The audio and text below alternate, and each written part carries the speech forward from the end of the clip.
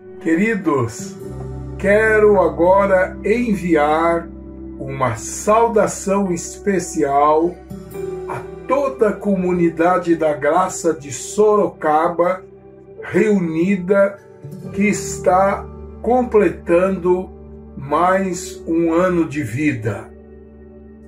Quero rogar ao Pai que derrame sobre o pastor José Hilton, a sua esposa Eliane e os filhos e demais familiares que o ajudam no ministério, que Deus derrame uma unção renovada sobre vocês e sobre cada membro da comunidade da Graça de Sorocaba, que venha também a bênção de um grande reavivamento do Espírito a seus corações, e que o Senhor multiplique o número dos discípulos nesta comunidade, e que o pastor José Hilton e toda a liderança sejam usados por Deus para os levarem a terem a imagem e a semelhança do Senhor Jesus Cristo. E a minha oração é que esta comunidade continue a ser também uma bênção para Sorocaba, no aspecto social, ajudando ao Senhor a cuidar muito bem das viúvas, dos órfãos e dos desvalidos, em nome de Jesus. Que o Senhor prospere muito a vida de todos vocês. É a minha oração, é o meu desejo mais sincero para a glória de Deus Pai, Deus Filho e Deus Espírito Santo. Amém, queridos. Que alegria eu poder participar deste momento tão importante na história da Comunidade da Graça, a cidade de Sorocaba. Ministério lindo, crescente, desafiador, e os seus pastores tão preciosos, José Hilton e Eliane. Ao lado da sua família, dos seus entes queridos, têm desenvolvido projetos tão lindos para edificar e abençoar este rebanho. Me sinto honrado, tão grato por ter participado com vocês neste momento histórico da vida desta comunidade. E quero aproveitar, cumprimentá-los pelos 23 anos e cumprimentar o meu amigo José Hilton e Eliane pelos anos de vida conjugal que o Senhor lhes tem permitido desenvolver. É um modelo de amor, de serviço, de fidelidade e de lealdade acima de todas as coisas.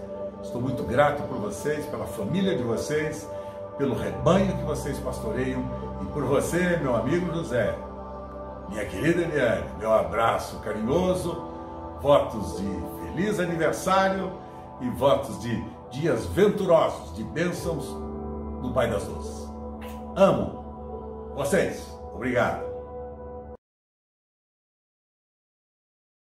Das homenagens, dos vídeos, agora nós teremos o vídeo principal, que é da palavra que o pastor Carlos Alberto enviou exclusivamente para a nossa comunidade, com uma palavra para o nosso coração.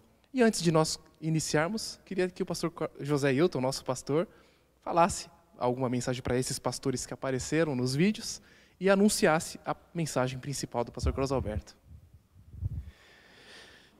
É um tempo de muita gratidão, né? Sou grato a Deus pelo meu pastor, amigo, pastor Carlos Alberto, né, o pastor Antunes, meu mentor no meu início da fé, a pastora Wanda, conselheira da pastora Eliane, o César e a Marisa, já falei aqui, o Marcos, o Ademar, né, a Miriam, e é um tempo de festa, né? Graças a Deus que vocês participam, né? Também tem o Alexandre e a Patrícia, de Tatuí, né? Dando sequência a um trabalho que nós deixamos lá em Tatuí, uma igreja crescente, abençoada, feliz.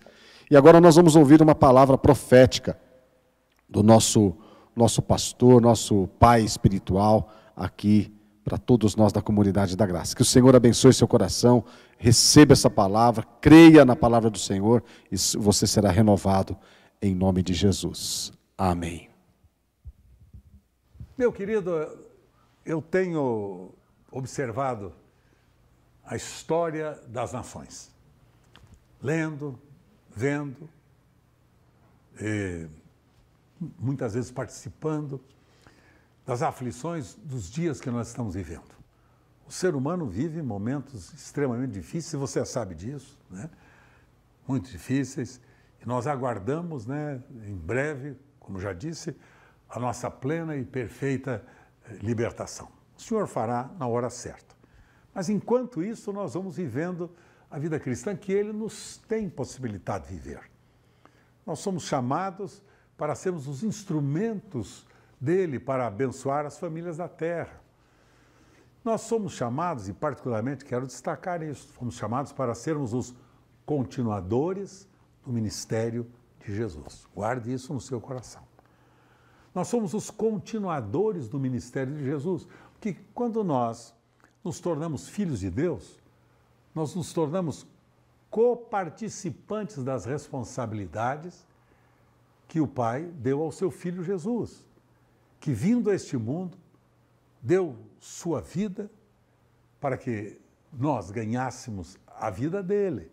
Quando ele foi levantado no Calvário, ele nos levantou juntamente com ele para que nós morrêssemos a nossa vida e no poder da ressurreição ganhássemos a vida dele. Por isso que o apóstolo São Paulo declara, se alguém está em Cristo, é nova criatura. As coisas velhas se passaram, eis que tudo se fez novo. E os que vivem, não vivem mais para si mesmos, mas vivem sim para aquele que por eles morreu e que por eles ressuscitou. Então nós somos incluídos na morte e na ressurreição de Jesus para ganharmos a vida de Jesus. Então, recapitulando, na morte de Jesus, perco a minha vida pregressa, pecaminosa e miserável. Na ressurreição, juntamente com Cristo, eu ganho a vida dele, a vida santa e justa, continuadora do ministério que o Pai concedeu ao seu Filho Jesus e que agora nós nos tornamos herdeiros de Deus e co-herdeiros juntamente com Cristo. Co-herdeiros do quê? Das suas riquezas somente? Co-herdeiros das suas responsabilidades, do seu ministério, do seu serviço, da sua doação, da sua entrega, da vida de Jesus. É amar como Jesus ama, servir como Jesus serve, viver como Ele vive, abençoar como Ele abençoa, e por aí fora. É continuidade do ministério de Jesus. Então, vida cristã é continuar o ministério de Jesus. Vida cristã não é frequentar a minha igreja de preferência, meu grupo religioso preferencial. Não, senhor. Isso está cheio por aí. Está cheio por aí. De verdade, Deus não tem compromisso com religiosos. Só olharmos as Escrituras e ver que os textos que condenavam a vida religiosa, né, dos religiosos daqueles dias dele, esses todos foram condenados. Foram condenados por ele pela maneira mesquinha, pela maneira tola, egoísta, que eles viviam a própria vida. Então, nós não temos compromisso com religião. Nós temos compromisso com a pessoa de Jesus. Né? Porque quando Jesus veio a este mundo, ele não veio trazer religião nova. Ele veio trazer vida e vida com abundância. Ele veio doar-se a si mesmo para que eu, ganhando sua vida, pudesse expressá-la. Então, isso é cristianismo. Cristianismo é Cristo em vós, esperança da glória, diz o apóstolo São Paulo. Isso que me dá um privilégio enorme, um senso de privilégio enorme e que me dá, por outro lado, uma responsabilidade tremenda. De sermos conhecidos não como bons religiosos, mas como homens e mulheres semelhantes a Jesus. O que aconteceu lá em Antioquia, no primeiro século da igreja cristã, quando a igreja saiu perseguida lá de Jerusalém, perseguida e tudo pelos religiosos daqueles dias, né? Ela foi até Antioquia, da Síria, e quando chegou lá, os primeiros cristãos, eu diria, os primeiros convertidos, não eram cristãos ainda, os primeiros convertidos chegaram lá nessa região, quando o povo recebeu esses primeiros convertidos que chegaram lá, O povo dizia, aí estão, olha os cristãos. Porque a palavra cristão significa os parecidos com Jesus, os semelhantes a Jesus. Então, quando eles olhavam para aquele povo que chegava na região de Antioquia, eles diziam, olha, ali está Jesus, o pequenino Cristo. Ali está uma outra maquete do Cristo. Aí está o Cristo que vive de novo, agora, aqui entre nós, e quer viver através de nós. Então, eles foram chamados de cristãos porque eram semelhantes a Jesus. Quando as pessoas hoje em dia são chamadas de cristãos, é porque elas frequentam uma religião cristã. Isso é um completo absurdo. Cristão, quando se diz você é um cristão, você está dizendo você é parecido com Jesus. Você é semelhante ao Cristo que vive a vida dele em você. Isto que me impressiona, me desafia e me motiva a viver esta vida cristã cada vez mais intensa, piedosa, cheia da graça de Deus, cumpridora do ministério para o qual o Pai um dia nos criou e nos vocacionou para o seu santo e pleno ministério. Queria deixar com vocês hoje o modelo do ministério de Jesus. 3 ou 4 pontinhos aqui que eu quero destacar para você, guardar aí no seu coração, do ministério de Jesus.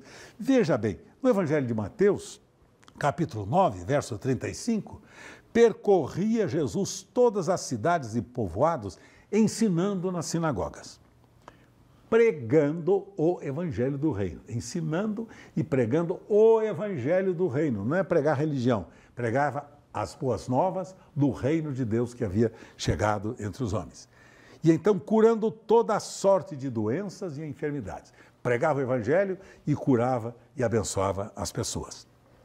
Vendo Jesus, olha só, guarda essa palavra, vendo Jesus, as multidões, compadeceu-se delas, porque elas estavam aflitas e exaustas como ovelhas que não têm pastor. Então Jesus se dirigiu aos seus discípulos, dizendo, a seara, na verdade, é grande, mas os trabalhadores são poucos. Portanto, roguem, peçam ao Senhor da seara que mande trabalhadores para a sua seara. Então, eu queria aproveitar com você e destacar alguns fatos que eu acho absolutamente importantes para nós meditarmos nesta hora. Vivemos numa sociedade, como disse a vocês, uma sociedade chamada de sociedade pós-moderna, quando ela é caracterizada por algumas das verdades que ela apresenta, né? E chamadas de verdades relativas. A relativização de uma sociedade que faz de tudo, de todas as coisas, mesmo da sua fé, algo relativo. Não é necessariamente verdadeiro. Não é necessariamente opinião fundamentada em conceitos verdadeiros e honestos. Então, essa sociedade diz, a verdade aqui é relativa, é a relativização de tudo aquilo que é tido como uma verdade. São princípios que estão sendo completamente relativizados, diminuídos, abandonados, substituídos por outros conceitos que vêm demolindo a verdade absoluta, né, das Escrituras, da palavra, do plano e projeto de Deus para todo o ser humano. Então, a verdade não é absoluta, a verdade é relativa. Primeira característica aqui deste mundo pós-moderno. A segunda é a privatização da minha vida. Minha felicidade é meu direito. E por causa dessa declaração, você tem visto quantos casamentos acabarem, quantas amizades se perderem, quantos projetos serem demolidos e destruídos. É a minha felicidade, é o meu direito. Portanto, eu tenho direito a ser feliz. Felicidade para mim é ter dinheiro no bolso, é ter uma casa nova, é ter os recursos para as viagens internacionais, eu cuidar da minha vida. Portanto, a minha felicidade é o meu direito e, portanto, você não pode interferir na minha felicidade. Quando você não mais me servir, eu troco você por outro ou por outra. quando eu me cansar de você, eu vou buscar uma outra experiência com outra pessoa e ponto final. É a minha felicidade. E a sua não me interessa. O terceiro aspecto é a mentalidade mundana, né? Mentalidade do mundo secularizado, da secularização desta geração. Esta mentalidade mundana é aquela mentalidade que faz as pessoas adaptarem-se aos conceitos meramente humanos, aos métodos, né, sociológicos da atualidade, aos métodos mundanos de conquista, de projetar, né, alvos, o futuro, a própria vida. Então, é uma sociedade que a verdade é relativa, que a felicidade é meu direito e que a mentalidade é absolutamente mundana. Não está fundamentada nas Escrituras nem nos propósitos que Deus tem para o ser humano que Ele criou. Então, meu querido, eu queria com isso aproveitar este texto que li para você e deixar com você nesta hora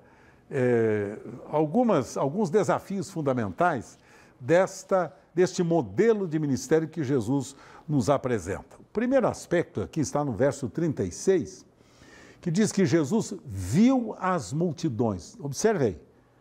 Ao ver Jesus, as multidões, pregou-lhes o evangelho do reino. Veja esse destaque. Jesus viu as pessoas. As multidões não eram apenas um amontoado de gente passando, indo e vindo, não. Ele olhou e observou as necessidades das multidões. Ele olhava para as pessoas observando suas carências, deficiências, tristezas, aflições, angústias, carências e necessidades psíquicas, emocionais, financeiras, econômicas, conjugais, familiares, sejam quais forem as necessidades. Jesus viu as multidões e imediatamente anunciou-lhes as boas novas do reino de Deus. Pregou-lhes o evangelho do reino. Não foi outra mensagem, não foi outros conceitos, né, intelectuais, sociológicos, espirituais, seja qual for. Ele pregou o evangelho do reino. Então, destaco nesse aspecto aqui do ministério de Jesus a importância da gente ver como Jesus via, observar as pessoas como Jesus observava. Pois somos tão egoístas que olhamos somente para as nossas coisas, as nossas carências e necessidades.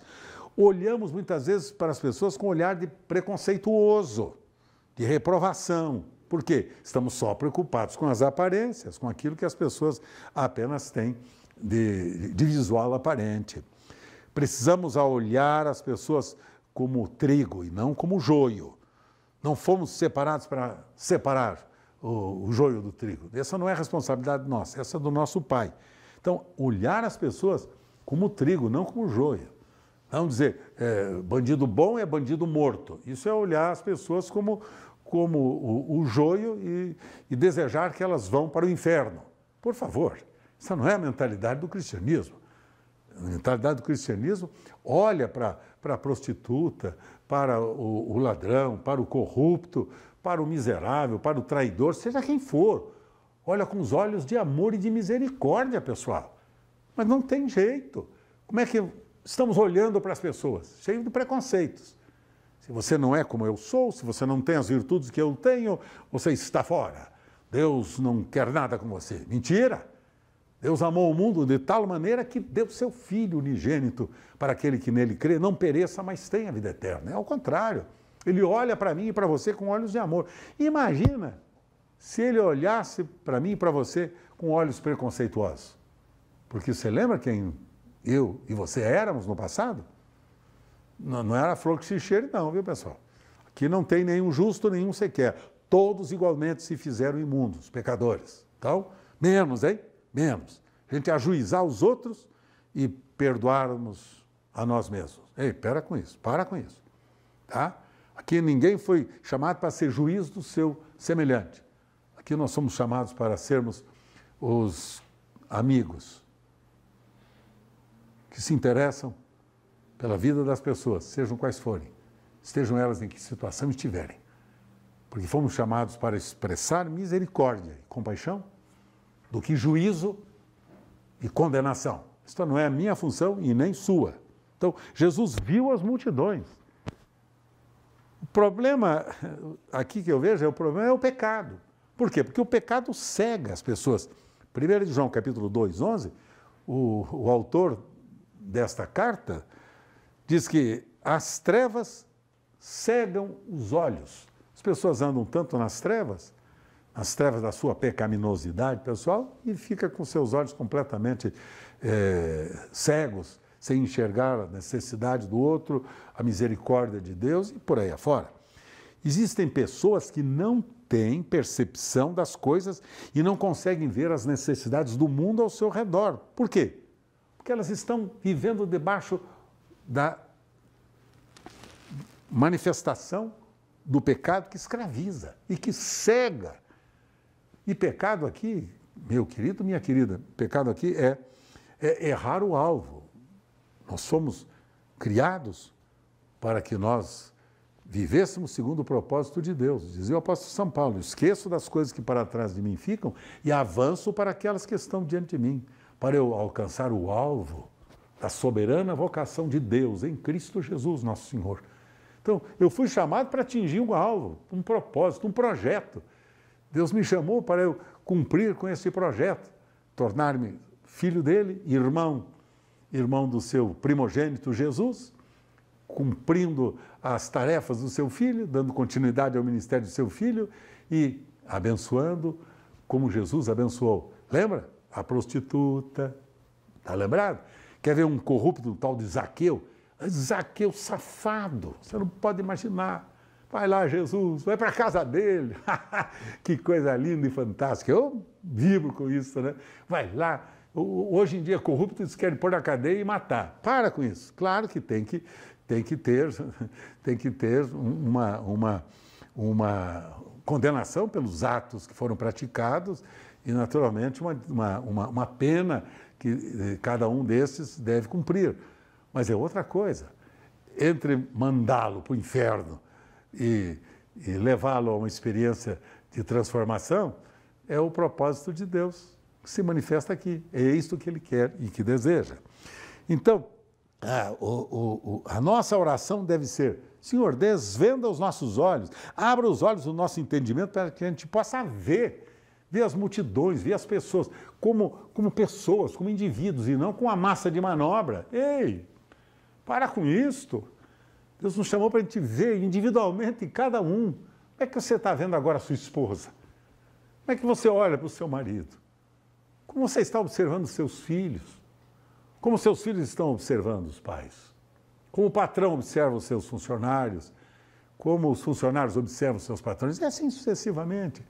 Então fomos chamados para focar nas pessoas, para, conhecendo as necessidades das pessoas, levá-las a conhecerem a graça de Deus, que é absoluta, verdadeira, que nos leva ao perdão dos nossos pecados e à transformação da vida para uma nova esperança e uma grande e eterna salvação. O segundo aspecto desse texto que me chama a atenção está mesmo no verso 36, né? Primeiro diz que Jesus viu as multidões, mas olha aqui só, isso aqui me emociona, olha. Compadeceu-se delas, porque elas estavam aflitas e exaustas como ovelhas que não têm pastor. Olha só, meu querido, minha querida, dá uma olhada aqui no que Jesus está fazendo. Ele vê as multidões, prega as boas novas de uma vida plena, exuberante, né, das abundâncias do alto, e agora ele tem compaixão delas, inclina-se a elas. Compaixão quer dizer, teve misericórdia, misericórdias, quer dizer, o coração voltado para a miserabilidade do ser humano e o desejo de vê-lo restaurado, transformado. Teve misericórdia delas. Olha só, querido, querida, sentiu compaixão delas. Elas estavam vivendo aflitas e exaustas, como ovelhas que não têm pastor, meu querido, minha querida. Ele olha para mim, para você, como pessoas que muitas vezes estão cansadas, exaustas, frustradas, tristes, abatidas, vivendo experiências das mais diversas, e a Escritura diz que Jesus compadeceu-se delas. teve misericórdia delas, quando viu aquelas multidões, teve misericórdia delas, e que o Senhor nos ajude a termos misericórdia das pessoas que Ele tem colocado ao nosso lado, né? Das pessoas que mais nós estamos convivendo nos dias atuais, que é tão fácil a gente descobrir onde estão as deficiências delas, que a gente está tão junto, tão pertinho um do outro, a gente começa a descobrir onde estão os erros, os defeitos, e aí começamos o trabalho de acusação, de rejeição, de abandono ou de execução. Menos, hein? Isso não é função nossa. Misericórdia, compaixão por pessoas. Olha só o que significa compaixão por pessoas. Pessoas são as nossas prioridades absolutas como cristãos. Pessoas. Nós, como cristãos, precisamos ter corações cheios de compaixão. Compaixão exagerada. Compaixão explícita. Como cristãos, nós lidamos com a imagem e com a semelhança de Deus, o ser humano. E é impossível lidar com esta matéria-prima, o ser humano, sem manifestarmos compaixão. Então Jesus diz o texto aqui da Escritura, viu as multidões, conheceu as necessidades individuais e coletivas das pessoas. Agora, sentiu compaixão delas, depois de ter-lhes pregado as boas novas do reino, mostrando-lhes a importância de entrarem no reino. Né? Como falou com Nicodemos, se não nascesse de novo, não entraria no reino. E aqui está a oportunidade de entrar no reino através da mudança de mente e coração, da metanoia, da transformação da nossa mentalidade, mentalidade mundana, humana, carnal, diabólica, para a mentalidade santa, divina, que é a mentalidade que o Espírito Santo está capacitando nós a manifestarem. E por fim, depois de ter grande compaixão deles, diz aqui a Escritura que ao olhar a sua necessidade e ver as suas aflições, ver as suas dificuldades e tendo compaixão delas, diz a Escritura que Jesus, no verso 38, chamou os seus discípulos e disse, vocês roguem, peçam ao Senhor da seara que mande trabalhadores para a sua seara. Mande trabalhadores para a sua seara. Quer dizer, cooperadores para trabalhar na vida das pessoas. Isso quer dizer que nós não podemos fazer nada sozinhos. Nós somos o corpo de Cristo neste mundo. Nós somos os continuadores do ministério de Jesus neste mundo, como nós já vimos. Nós somos os pequeninos cristos neste mundo, para continuar o cumprimento do ministério de Jesus. Então, pessoal querido, aonde vamos nós, como cristãos e filhos de Deus, numa época de tamanha necessidade? São carências das mais diversas. E você sabe disso, tanto quanto eu. Mas aonde estamos nós? Dando bons conselhos, dando boas orientações técnicas, sociológicas, intelectualmente muito bem desenvolvidas, psicológicas e por aí afora. É isto. Não fomos chamados para isso, não. Anuncia o Evangelho do Reino. Anuncia às pessoas que, se elas se arrependerem dos seus pecados, serão transformadas em filhos de Deus e ganharão a natureza de Jesus, capacitados para viver em justiça e santidade todos os dias da sua vida. E então, terceiro aspecto que eu observo aqui está no verso 36. C. C. Elas estavam aflitas e desamparadas, como ovelhas sem pastor. A realidade do problema, do verdadeiro problema, a consciência do verdadeiro problema era esta. Elas estavam aflitas e desamparadas porque não tinham quem cuidasse delas, quem desse a vida por elas, quem fosse de fato o bom pastor. Então, devemos aprender com Jesus a discernir os tempos, as épocas, as situações, as pessoas, as necessidades e assim sucessivamente. E ele concluiu que as pessoas eram ovelhas que não tinham pastor. Quando ele deparou-se com ovelhas cansadas, com ovelhas abatidas, quando ovelhas confusas, sem rumo, sem caminho, sem pasto verdejante, sem água tranquila. Fomos chamados para isto, levar as pessoas ao encontro pessoal com a pessoa de Jesus. As pessoas vivem deprimidas, cansadas, tristes, com medo, sem rumo, perdidas, mesmo com o avanço da medicina, né, nesses nossos dias. E então, Tiago, capítulo 3, Tiago, um dos irmãos de Jesus, declara o seguinte, capítulo 3, verso 1 do livro de Tiago. Meus irmãos, não vos torneis muitos de vós mestres, sabendo que havemos de receber maior juízo. Em outras palavras, quanto mais eu sei, mais responsável eu sou. Saber é igual a assumir responsabilidades, e aquele que ensina será exatamente julgado por um critério diferente em relação àquele que está aprendendo. Quem sabe mais tem maior responsabilidade do que o aprendiz. Ao que muito é dado, muito lhe será requerido também. Então, a linha de raciocínio aqui do apóstolo Tiago é esta. Conhecimento é igual a responsabilidade. Se somos cristãos e sabemos das verdades do cristianismo, então somos muito mais responsáveis em relação àqueles que não sabem de nada. Teremos um juízo diferente diante de Deus naquele dia, muito mais severo. Por exemplo, o índio que mora lá no Amazonas, como será o juízo dado a ele em relação a nós que temos tanto conhecimento? Aquele que muito é dado, muito lhe é requerido. Aquele, pois, que sabe fazer o bem e não o faz, comete pecado. Então, nós somos chamados aqui para cuidar, para servir, para abençoar. E o verdadeiro problema exatamente é este.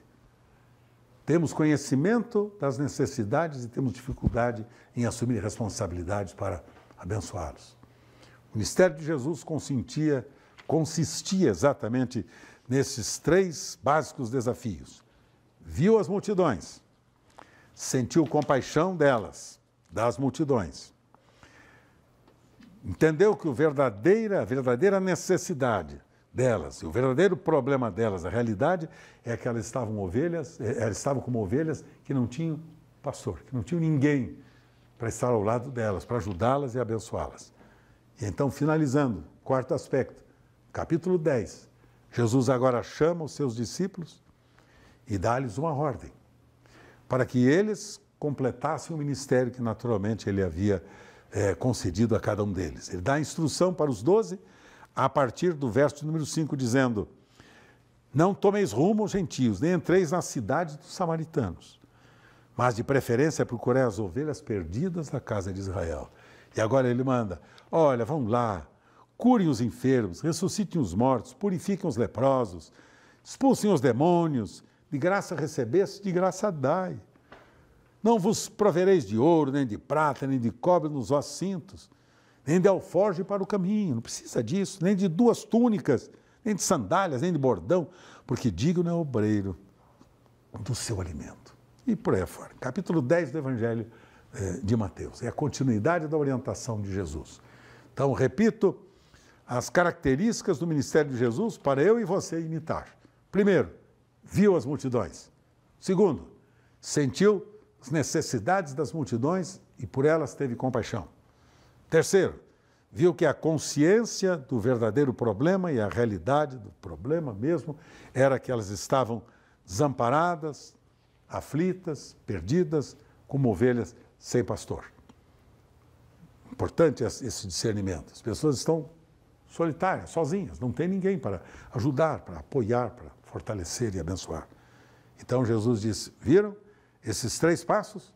Agora, vocês não vão conseguir cumprir esses 3 passos se vocês não orarem. Verso 38 do capítulo 9. Rogai ao Senhor da seara que mande trabalhadores para a sua seara.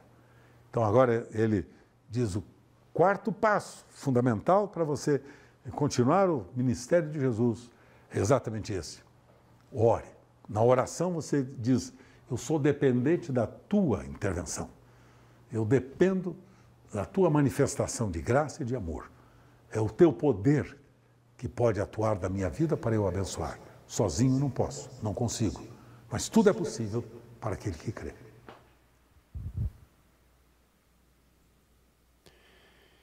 Glória a Deus por essa palavra desafiadora, animadora. E eu já sei o que eu vou fazer a partir dessa segunda-feira. Vou olhar melhor as pessoas, vou prestar atenção na vida delas e ver como eu posso ser útil através do reino de Deus. E você? Que comemoração de aniversário.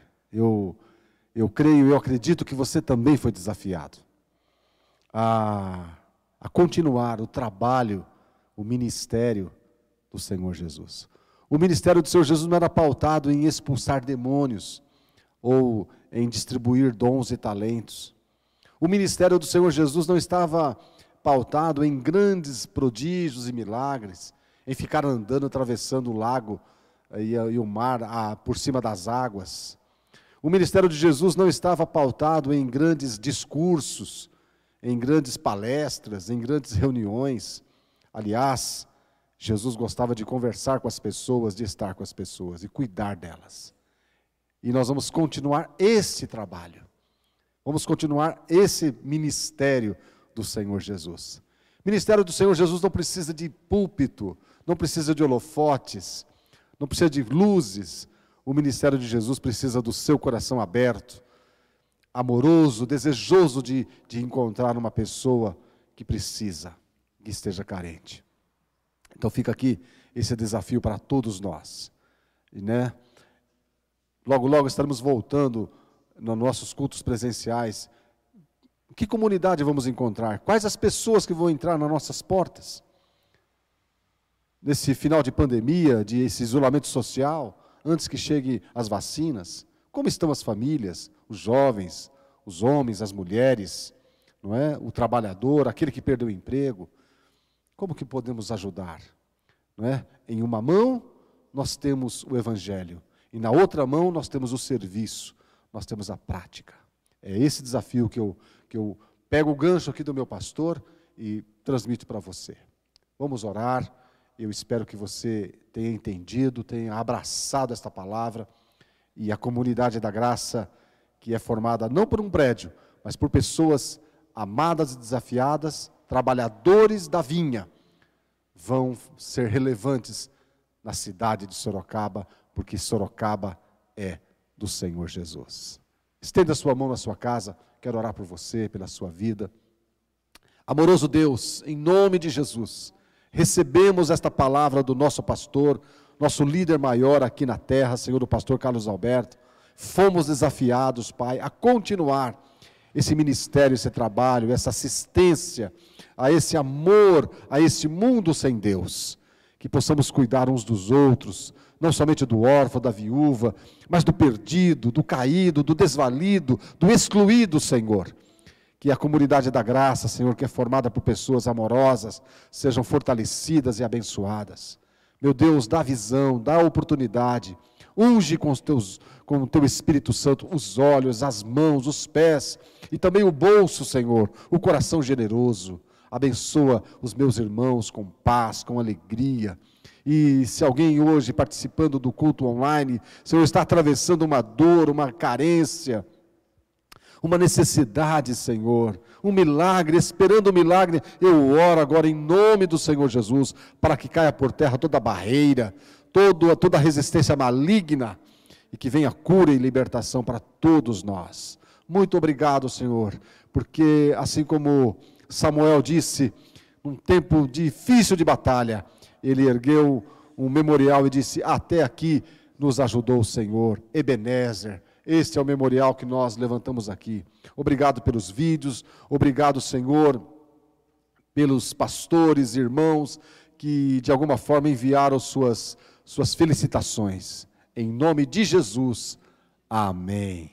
Graça e paz, queridos, até semana que vem na nossa ceia online, prepare-se. E quinta-feira temos a nossa célula, mega célula, participe, Deus continuará a nos ensinar e nos abençoar. Um forte abraço, meu, da minha esposa querida aqui, dos meus filhos, do pessoal aqui. Deus abençoe você. Amém.